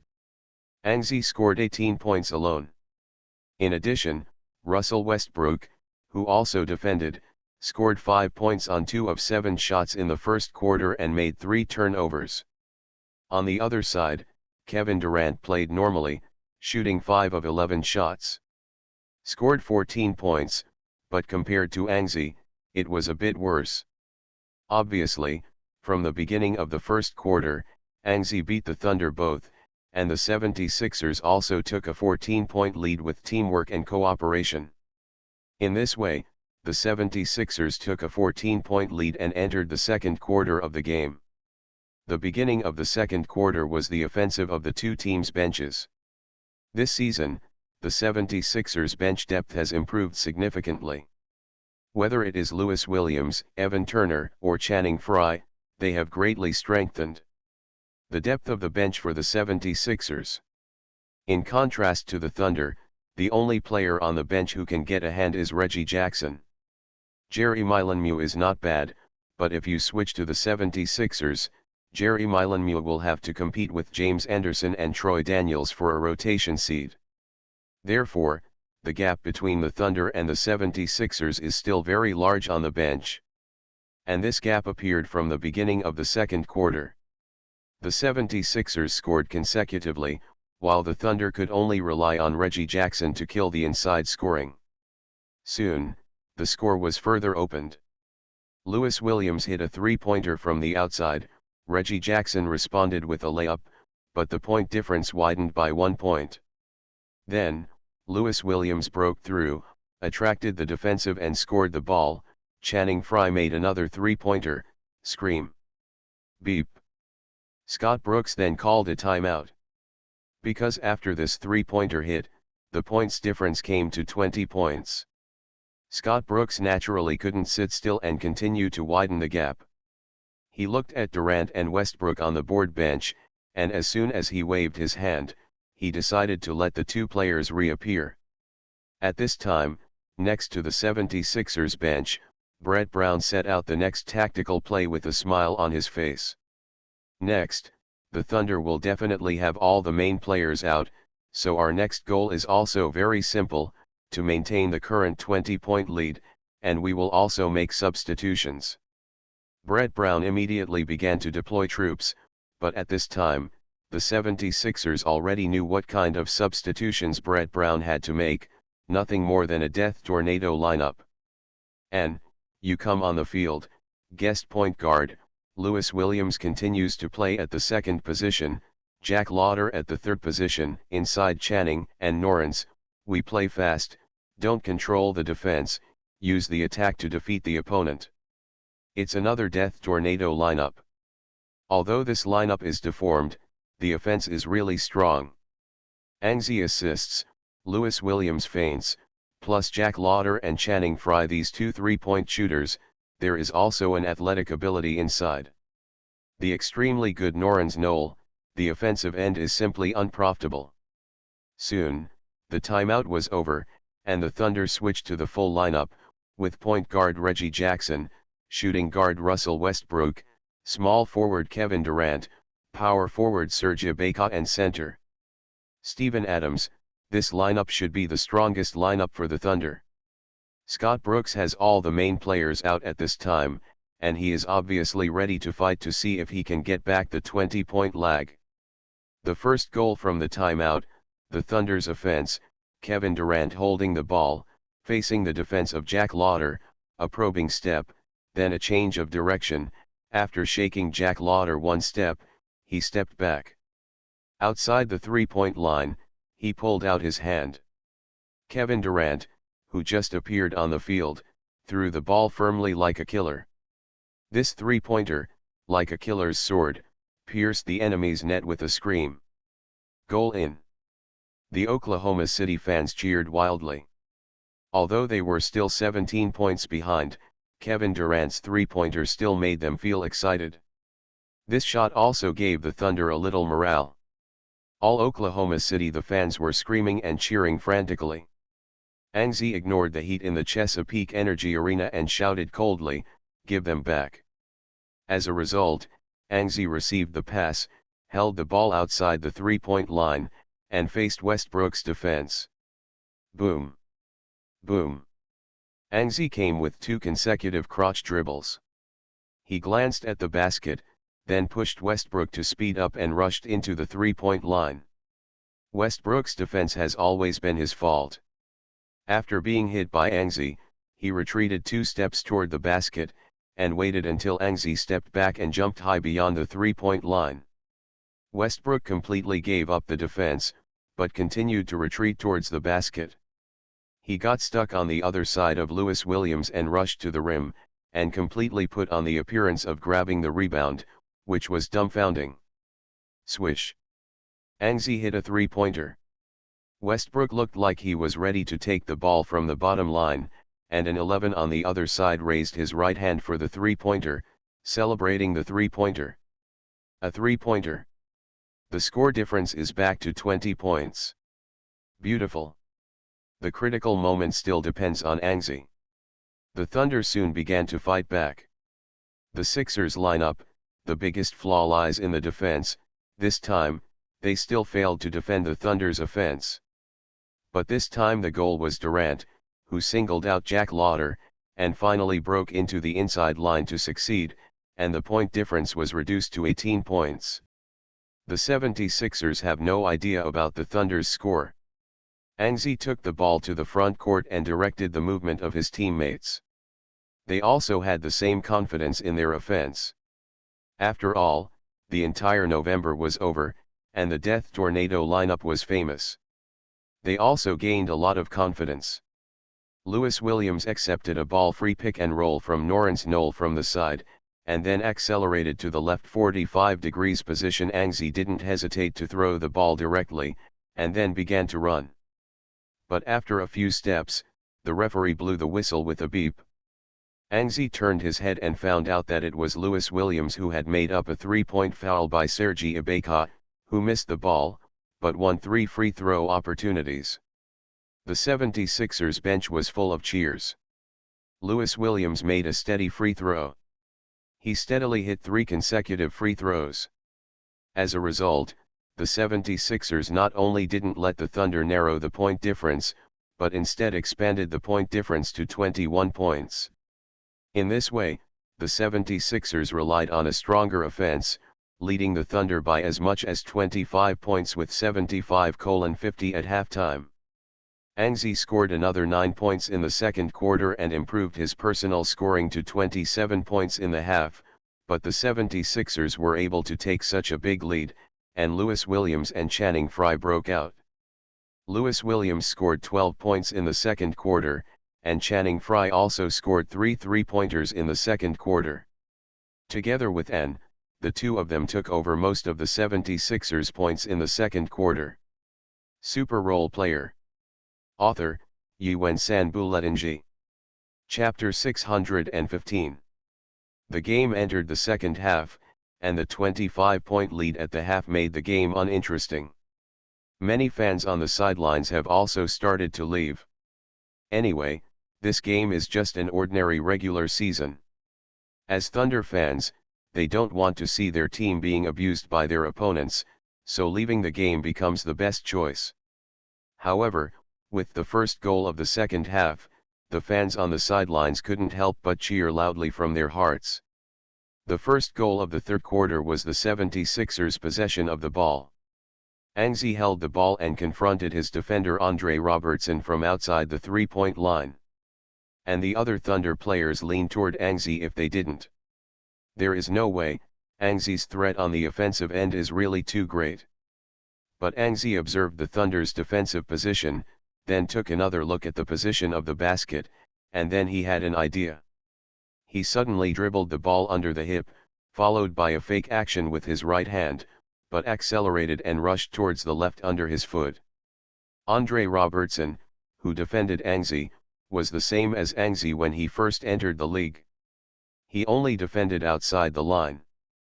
But when really attacking the kaleidoscope against a superstar-level outside line like Shang Angzi, it seems that there are not many ways. After Angzi shook him in a change of direction, Andre Robertson couldn't keep up with the acceleration after Angzi. The next step is simple. An 11 rushed towards the inside line, but after only 2 or 3 steps, he saw Durant on the other side making up. However, at this time, Angzi suddenly jumped up and frightened people. Because Angzi's jump position is still quite far away from the basket, so from such a long distance, does Angzi want to make a jump and lay up from a distance? It doesn't look like a layup. The Oklahoma City fans who stayed on the sidelines were surprised to find that Anxi jumped very high. It didn't look like a layup at all. They were surprised to find that Anxi was getting more and more higher, higher and higher, higher and higher. Between the Lightning and Flint, Anxi jumped to the height of the basket, and was extremely close to the basket. Dunk. Many fans already have an answer in their hearts, but they still feel a little unbelievable. They almost start from a position near the free throw line, ignoring the existence of other Thunder players, and they want to complete a long-range violence in the crowd. Buckle. Kang dang. Anxi slammed the basketball into the hoop, making a loud noise. The entire Chesapeake Energy Arena fell into silence, leaving only a Boyle on the 76ers bench. Dunk. Unbelievable. Unbelievable. Long-range dunk. Anxi ignored the existence of all the Thunder players. This dunk will definitely be the first of the 5 best goals today. It's so beautiful. With this one ball, plus the 27-point difference, the Thunder was completely defeated. The third quarter lasted for about 5 minutes. Scott Brooks replaced all the main players, especially the Thunder. After all, Westbrook and Durant have just returned from injury. There is no win in this game. Hopefully, Scott Brooks stopped insisting, replaced all the main players, and ended the game early. In the end, the 76ers defeated the Thunder with a 118-97, 21 points advantage. This victory allowed the 76ers to avoid a possible losing streak. After losing to the Spurs, they won the Thunder and started winning again. In this game, Anxi scored 34 points, 3 rebounds, 8 assists, 3 steals, and 1 block. In this game, Lewis Williams became the 76ers' second scorer. After scoring 12 points in the second quarter, the first from the beginning to the last garbage time of the 3 quarters, another 11 points were scored. Adding 5 points from the complete garbage time in the fourth quarter, Lewis Williams scored 28 points in the game. With 28 points, 3 rebounds and 4 assists in the game, Lewis Williams played his best performance after transferring to the 76ers. Channing Frye did the same. 3 three-pointers in the second quarter allowed him to score 9 points. In the next 2 quarters, he scored 4 three-pointers. He scored 7 three-pointers in the game and scored 21 points, which is also a 20. Plus, the explosion of 2 role players, plus Anxi, the 3 combined scored 83 points, plus Paul Gasol and Jack Lauder who scored in double figures. These 5 people alone scored more than 100 points. So, in terms of offense alone, the Thunder's loss is not an injustice. Because the 76ers really played their best performance. In a big victory, the team's role players still played so well, which made the North American media begin to frantically tout the 76ers. Losing to the Spurs became an accident, and winning the Thunder became a matter of course. The 76ers are already the most promising team this season. The betting company also raised the 76ers winning odds in a timely manner. The 18 wins and 1 loss record continues to make the 76ers ranked first in the league. And the 5 best released that day, the dunk that Anxi opened in the third quarter, really became the first of the 5 best balls. After playing the Thunder, the 76ers continued their campaign non-stop. They rushed back to Philadelphia, back-to-back facing the Eagles. Facing Mike Budenholzer's team, Brett Brown made some rotations, but Anxi was not rotated, which was also proposed by Anxi himself. He said a classic line, "I have time to rest after death, don't let me rest now, I want to play all the games." This sentence made Brett Brown laugh all the way, but in the end he agreed to Anxi's request and allowed Anxi to play the regular season. Brett Brown's rotation in this game was mainly aimed at Lewis Williams and Channing Frye who broke out in the previous game. After the Death Tornado lineup gradually showed its effect, Lou and Channing Frye became the team's the main substitute has also played a lot of games. This game Brett Brown simply let them rest, replaced by another batch of substitute players. But in this rotation, something happened to the rotation. There were no twists and turns in the first quarter, and the 76ers took the lead, although it was only a small 4-point lead. In the second quarter, because Lewis Williams and Channing Frye could not make it, Brett Brown changed the rotation lineup, allowing Kawhi and Pau Gasol to partner to maintain their competitiveness in the second quarter. As a result, in the second quarter, Kawhi was in excellent condition, but he used too much force. In the process of hitting the basket, he sprained his foot and was directly kicked out by two staff members of the team. It seemed that the situation was not optimistic. After the 76ers won the game and achieved another two-game winning streak, Kawhi's injury report was also released after the game, with a sprained ankle and a 2-week truce. There is no other way. After losing Kawhi at home, the 76ers embarked on an away journey again. This time their opponent became the Grizzlies of the West. The Grizzlies are not good at playing, defensively, and offensively improved under Dave George's guidance. The biggest feature of this type of team is that it is easy to upset, especially easy to overcome the strong with weakness. As a result, in this game, Anzi encountered Waterloo for the first time this season. At the beginning, he faced Tony Allen's defense. Tony Allen's continuous oppressive defense made Anzi feel the pressure for the first time, but in the first quarter, Anzi still shot 4 of 8 shots and scored 10 points. However, from the second quarter, Anzi felt the rapid loss of physical fitness. On the one hand, during this period of time against the strong team, Anzi did not rest. This kind of continuous rotation is still very physical. On the other hand, it is due to Tony Allen's oppressive and confrontational defense. Tony Allen Anzi's defense puts Anzi under great pressure. Of course, the two big men inside the Grizzlies can't be ignored. Together with Tony Allen, they restrained Anzi together. Anzi made 5 of 11 shots in the second quarter, and after scoring 11 more points his stamina was almost exhausted. So, in the second half, Brett Brown began to let Anzi rest. He let Pau Gasol take the bench and face Gasol's brother Marc Gasol, but an accident happened again in the second half. In a backup singles, after Pau Gasol squeezed Marc Gasol away, he turned and dunked, his feet were unstable, and he dunked himself directly to the basket's neck, so Pau Gasol was beaten by the rebounding force of the basket's neck. Turned to the ground. After falling to the ground, Pau Gasol covered his thigh, and his brother Marc Gasol quickly bent over to check the situation of Pau Gasol. But obviously, the situation is a bit bad. The team doctor carried a stretcher and carried Pau Gasol down. The end result was that Anzi could hardly support the game alone, and the 76ers lost by 5 points. And Pau Gasol's injury report was also released after the game. He was strained at the base of his thigh and needed a truce for a month. In this way, the regular season entered December, and the 76ers' first wave of injuries began to erupt. In the next few days, James Anderson was also injured in training, but fortunately it was only a minor injury. Anzi also suffered from back pain after playing several strong matchups in a row, but fortunately, it did not affect the pickup. Down the game. The arrival of the wave of injuries meant that Anzi, who could continue to play, had to take on more responsibilities, and then, they faced the Cavaliers. Entering December, the Cavaliers recovered their form.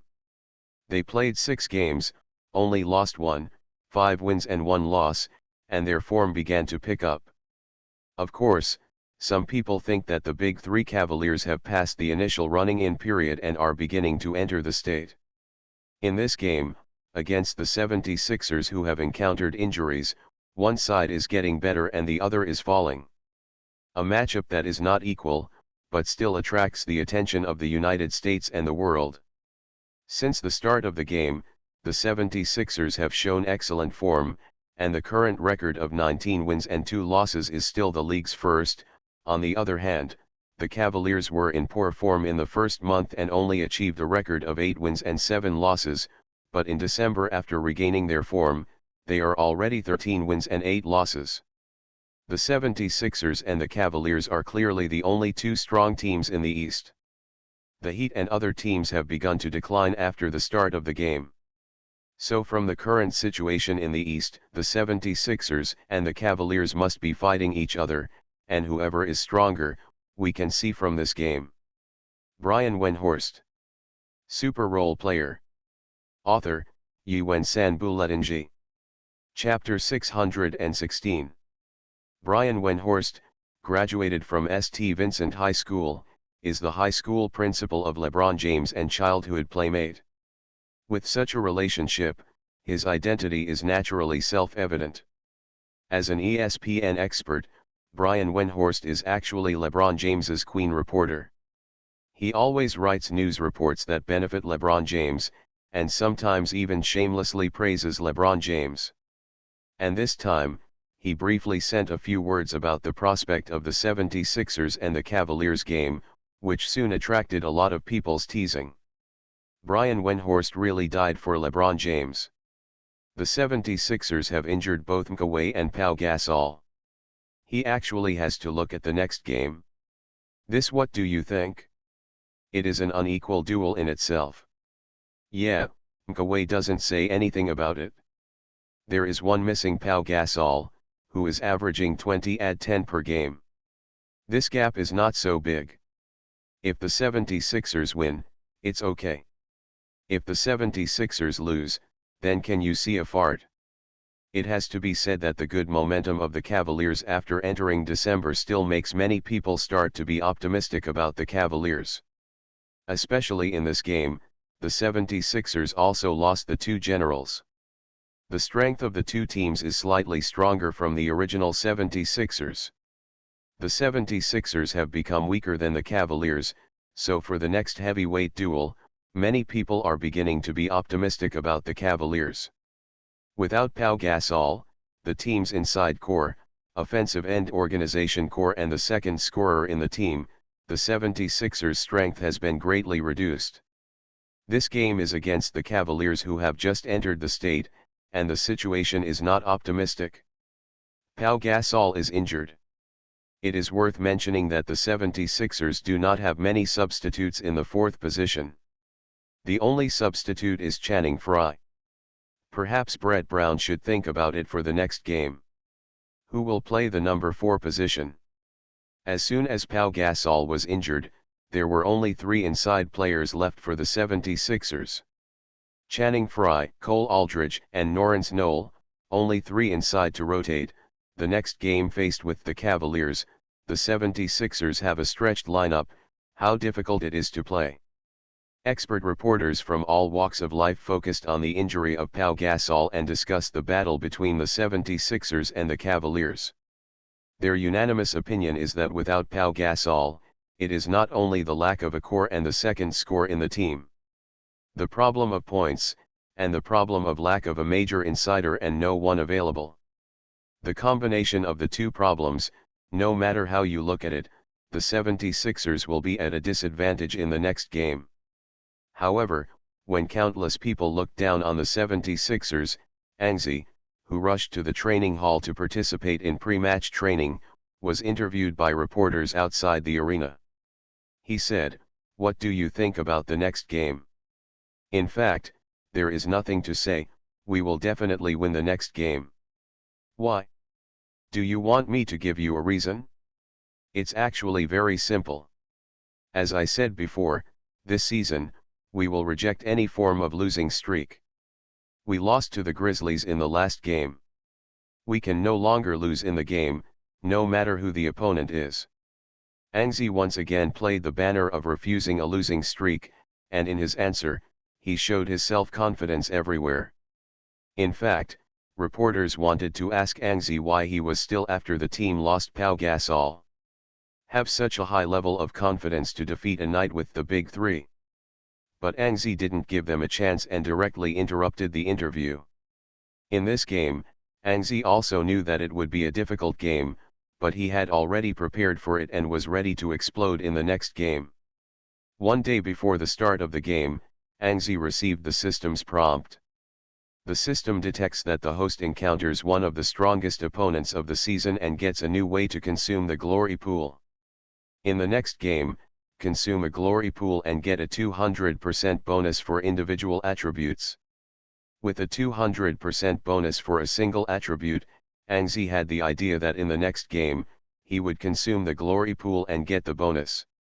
Angzi's confidence in winning the next game was quickly learned by LeBron James.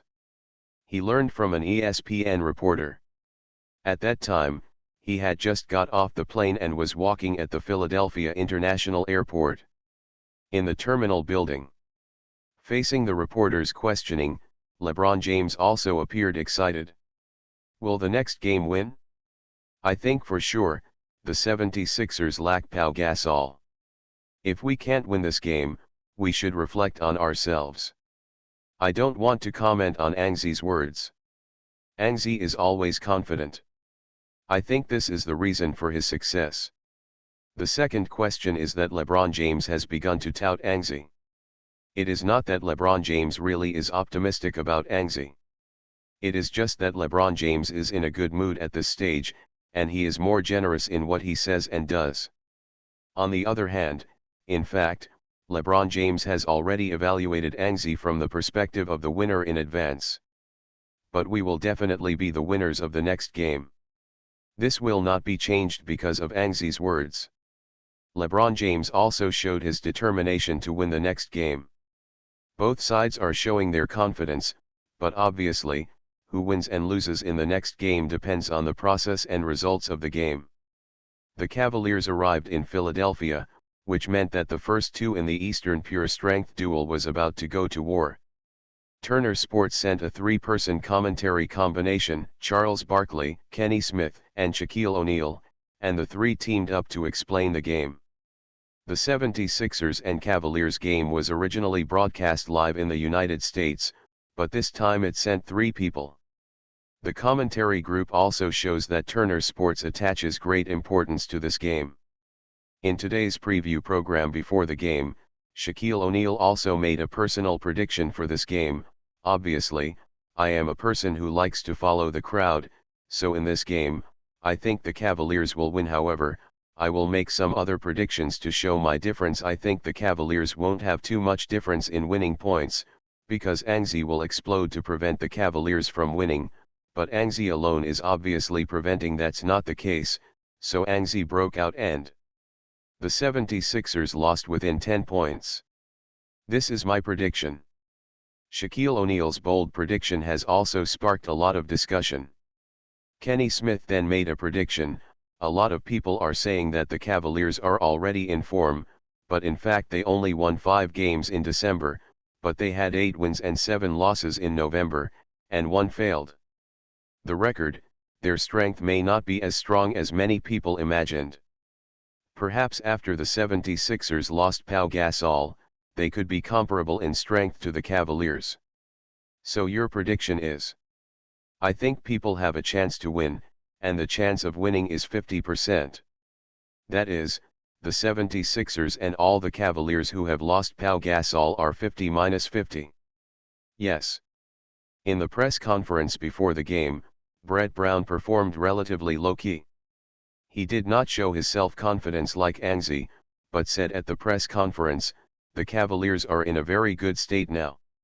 They are a formidable opponent. They have 3 superstar-level players.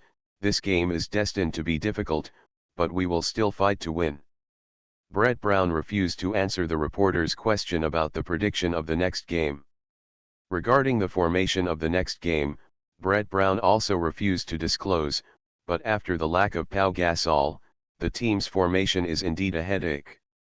The vacancy in the 4th position still needs players from other positions to make up, so, Brett Brown had the idea. You are listening to Novels at Bless Up channel. Wish you happiness and luck. How do you feel about this novel? Please like and leave a comment. Super Role Player. Author, Yuen Sanbuletnji. Chapter 617.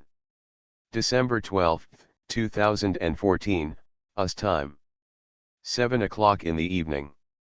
The Wachovia Arena was full of hustle and bustle, with 20,000 fans wearing 76 ERS white home jerseys, waving various cheer cards and scarves in their hands, embellishing Wackovia's stands into a sea of cheers.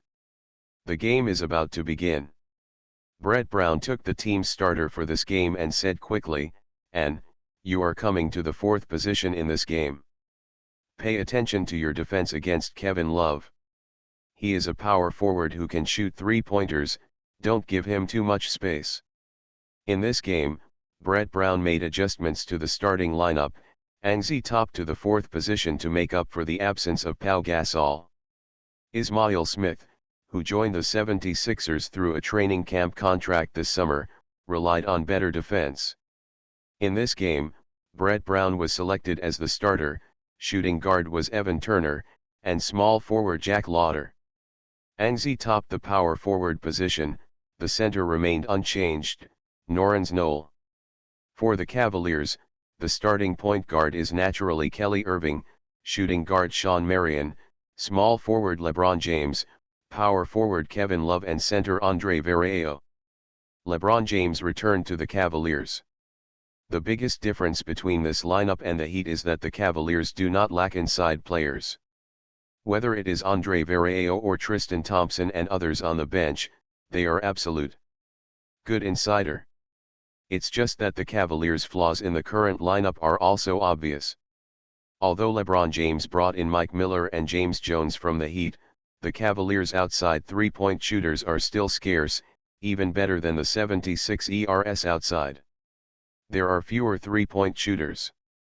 This is also the reason why the Cavaliers have a terrible record in November. Because the big three need to run in and the outside line lacks three-point shooters, some of them can't find an effective way to win.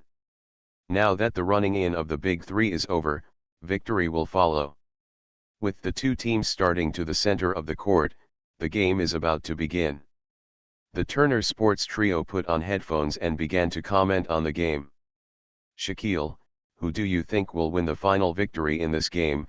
When the game was about to start, Charles Barkley looked at O'Neal and asked. "Cleveland, I talked about it before the game, the Cavaliers will win the final victory at the beginning of the game." Shaquille O'Neal was also serious this time. After Pau Gasol was injured, the result of this game is not much suspense. The Cavaliers have the big three and three all-star players, while the 76ers only have Anzi. Basketball is not alone. Sports, although Anzi is very strong, he can't beat three people alone. Then the 76ers have no chance of winning. Shaquille O'Neal laughed. "Of course there are opportunities, but it depends on the Cavaliers. As long as one of the Cavaliers' big three plays badly, the 76ers' opportunity will come." In other words, the 76ers want to win and need the Cavaliers' assists. Charles Barkley took another sentence, and at this time, Kenny Smith on the other side was already talking. "My thinking is just the opposite of Shaq. I think the 76ers will win this game. I believe Anzi. Since Anzi moved to Philadelphia, he has not lost to LeBron James." Obviously, the Turner Sports trio each played a role in this game. Shaquille O'Neal favored the Cavaliers, Kenny Smith favored the 76ers, and Charles Barkley was the neutral. The game started very quickly. The Cavaliers began to attack the 76ers from the beginning. Kelly Irving and LeBron James took turns to attack. For a while, the 76ers really couldn't resist. On the contrary, the 76ers' own offense had an omission. Anzi lost 2 goals in the opening game, and then finally recovered his feel. However, when he completely recovered his feel, the game had been played for more than 2 minutes, and the Cavaliers also with a score of 10-4, the opening lead was 6 points. Shaquille O'Neal was triumphant, and the direction of the game was just as Shaquille O'Neal predicted. The Cavaliers had 3 giants, and Anzi had a punch and 3 hands. At this time, the 76ers attacked on the field. Ismail Smith took possession of the ball to the front court. An 11 circled from the inside. The Cavaliers immediately changed defense. They let Sean Marion face Anzi and liberated Kevin Love. To protect the rebounds. Before the game, Angzi consumed a glory pool and directly received a 200% physical bonus. Therefore, from the beginning of the game, he started an unlimited singles breakthrough. The reason why he chose to add physical fitness is another consideration for Angzi. His strength is no problem. The offensive kaleidoscope and the defensive gate are strong and have no shortcomings. Only physical energy is left. The 200% physical bonus is enough for Angzi to rush all over the court and play singles. Angzi started singles Sean Marion. He forcibly took a step towards the inside and immediately attracted LeBron James' help. An 11 didn't do it recklessly, and passed the ball directly to Evan Turner on the other side. Turner's shooting is much more accurate than last season, but facing Varejão's defense, he made a fallback jumper, which was a bit more difficult. With a bang, didn't enter. Kelly Owen on the other side rushed inside, picked up a rebound, and then launched a counter-attack. Like the Heat, LeBron James's team favorite is to get easy scoring opportunities through quick counter-attacks, and LeBron James is the main endpoint in multiple counter-attacks. The same goes for this ball. Owen took a few steps and quickly passed the basketball to LeBron James. Angzi began to return to defense, and he was so close to LeBron James, trying to delay LeBron James' fast break counter-attack. He also didn't try to steal, just following LeBron James so closely, the two came to the 76ers backcourt. When James stepped into the free throw line, he picked up the ball, directly against Angzi, and stepped on 3 steps. LeBron James is still very confident in his physical fitness. He knows that Angzi is also very strong, but his body has always been stronger. For this shot, the 76ers have no other defensive players inside, and James is in front of him. Only Angzi is left. As a result, James moved his mind and used his physical advantage to force Angzi to hit the inside line. But this time, as soon as he took the ball one step forward, he found that he was a little unable to stand Angzi. At this time, LeBron James was a little panicked. He turned his side and took the second step, still squeezing Angzi. But this was still not able to squeeze. LeBron James found that something was wrong. But at this time, he discovered that it was already a little late. After taking the third step in a hurry, LeBron James looked up at the basket. He was still a long way from the basket. This 3-step layup was completed. It's all a failure. So there is no other way.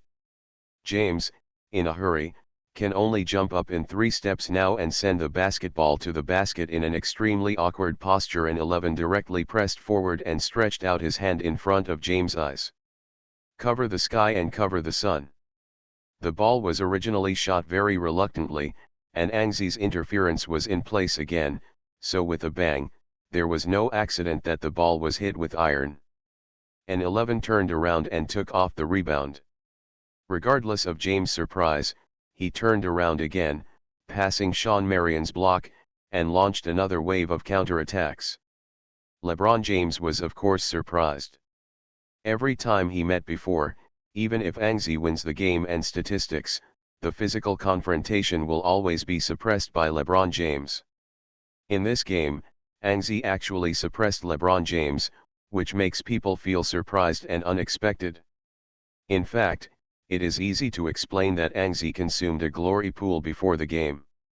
Although the bonus is physical energy, the strength body is closely related to physical energy, and naturally there will be some influences.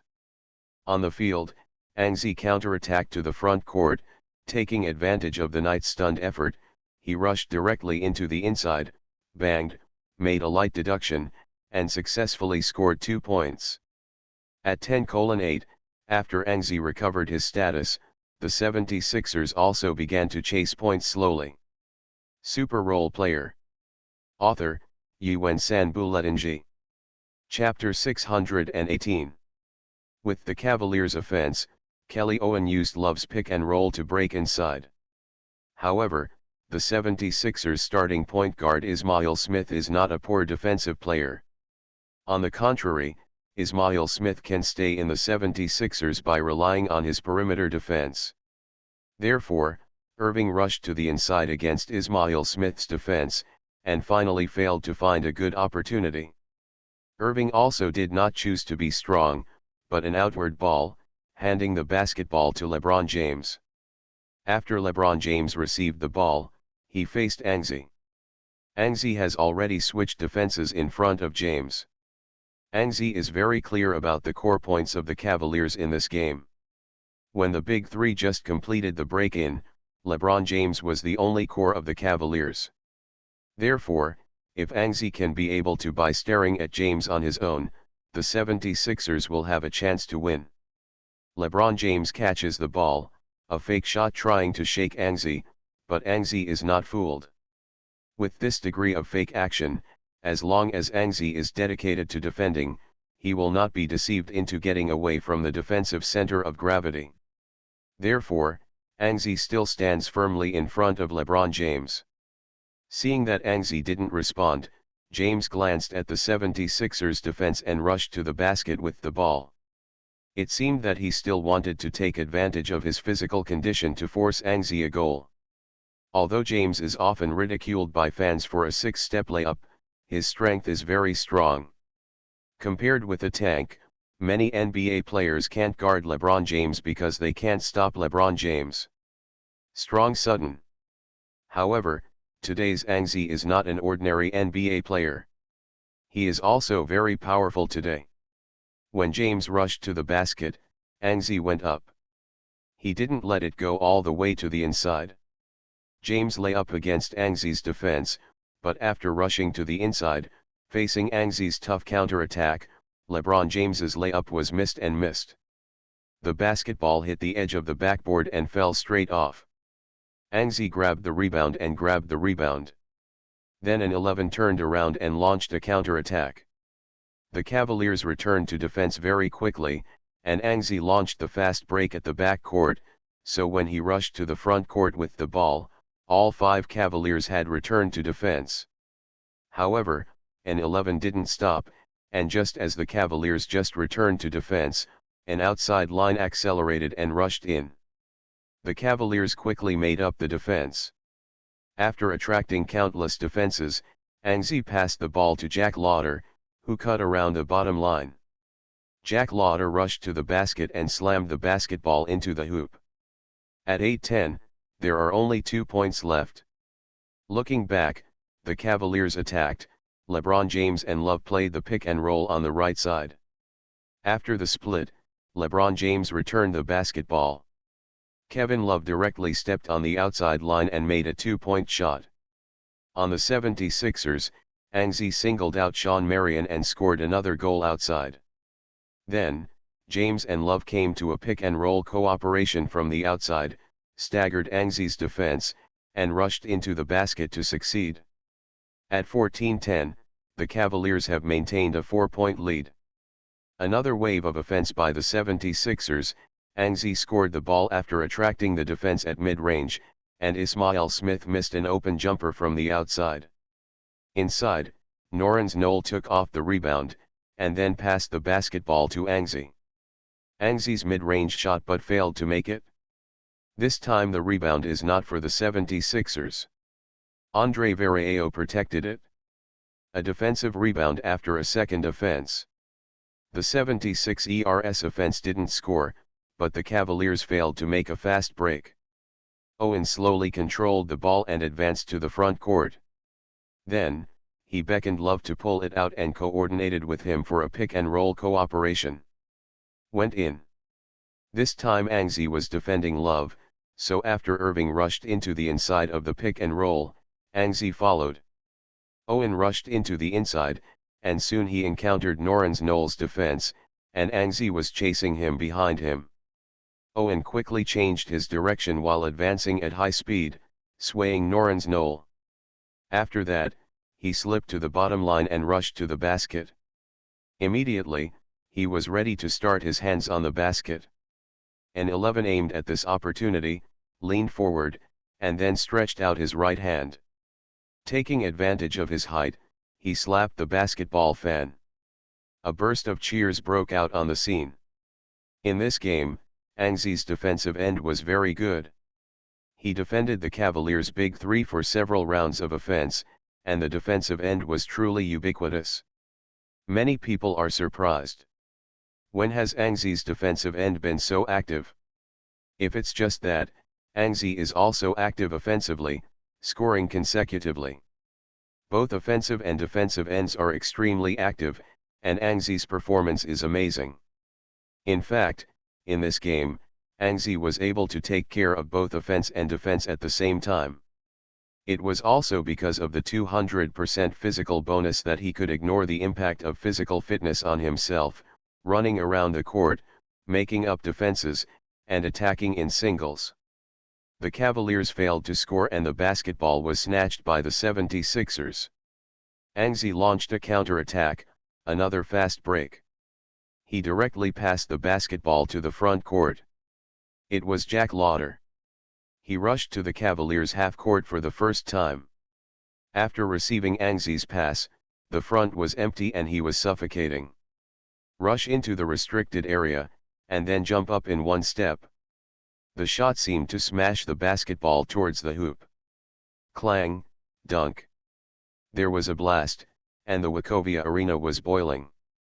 At 12:14, the score was chased to only 2 points left. But until now, the Cavaliers are still in the lead, so the Cavaliers' offense is still not impatient. Kelly Irving pushed the ball to the front court, and then handed the basketball to LeBron James. LeBron James was another pick-and-roll offense. After staggering Angzi's defense, he rushed into the post, faced Norrens Knowles' defense, made a tomahawk-style slash and returned a goal. But soon, with the 76ers offense, Angzi began to hold the ball alone on the offensive end. He singled out Shawn Marion, and then quickly used Jack Lauder's pick-and-roll to accelerate into the interior. Jack Lauder's pick-and-roll quality is not high, and Shawn Marion, who defended Angzi, still followed. However, it was reluctant to follow, forcing the Cavaliers to double-team Angzi, who hit the basket. When Angzi saw LeBron James double-teaming, he took another step. When James was close, he suddenly hit the ground and passed the ball behind LeBron James. It was Jack Lauder again. After giving Angzi the pick-and-roll, he started air-cutting and rushed to the basket. When Angzi attracted LeBron James' double-team, he became unmarked and extremely unmarked. Close to the basket. So, after receiving Angzi's ground pass, Jack Lauder's handling was very simple. With another bang, Jack Lauder dunks the basketball into the hoop and scored another 2 points. At 14-16, the 76ers are still 2 points behind. And until the end of the first quarter, the 76 Talents struggled to completely return the 2 points difference. At the end of the first quarter, the 76ers tied the Cavaliers with 25-25. For the team's performance in the first quarter, Cavaliers coach David Blatter is not satisfied, and for the 76ers, Angzi is also not satisfied with his own performance. In the commentary, Kenny Smith felt that the 76ers played very well in the first quarter, but Shaquille O'Neal was disappointed. He felt that he did not see the Cavaliers open the points, but did not meet his expectations. So, during the break, O'Neal began to keep saying, "I really didn't expect the 76ers to perform so well in the first quarter, especially Angzi. He can be seen on both ends of the offense and defense, he did a great job. LeBron James is somewhat limited by him, and he has to get a chance through the pick-and-roll offense. LeBron James like this is not the LeBron James I am familiar with." In short, the 76ers performed well in the first quarter, and the Cavaliers did not perform as expected in the first quarter. But at the end, Shaquille O'Neal added another sentence, "Of course, the later the game is, the more the Cavaliers dominate, because Angzi can't run the entire game all over the court." Obviously, Shaquille O'Neal is still not optimistic about the 76ers. But at this time, on the bench, Brett Brown was already silently reviewing himself.